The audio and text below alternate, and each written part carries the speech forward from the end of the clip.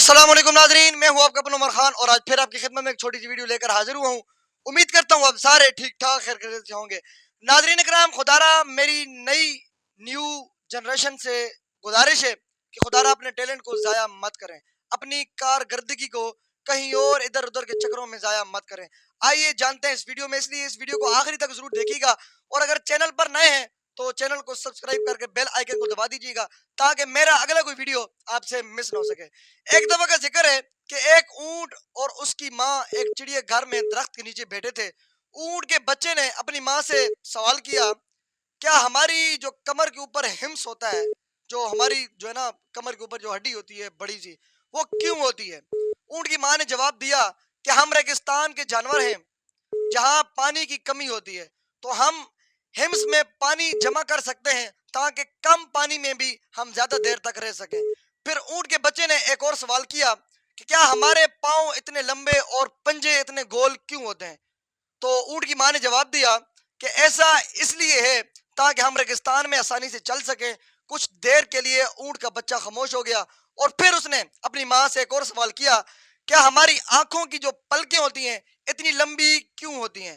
اس کی ماں نے جواب دیا اور کہا کہ ہماری پلکیں اتنی موٹی اور لمبی اس لیے ہوتی ہیں، جب ریگستان میں تیز ہوائیں چلتی ہیں تو وہ مٹی ہماری آنکھوں میں نہ جا سکے۔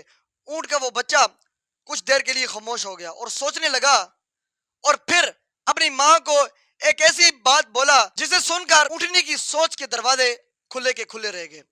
بچہ کہتا ہے کہ اگر یہ ہمس اس لیے ہے تاکہ ہم کم پانی میں بھی زیادہ دیر تک رہ سکیں، تو پیر اور پنجے گول اس لیے ہیں تاکہ ہم ریت پر چلنے کے لیے آسانی سے چل سکیں، اور ہماری آنکھوں کی پلکیں موٹی اور لمبی اس لیے ہیں تاکہ ریگستانوں کی مٹی ہماری آنکھوں میں نہ جائے، اس سے بچ سکیں۔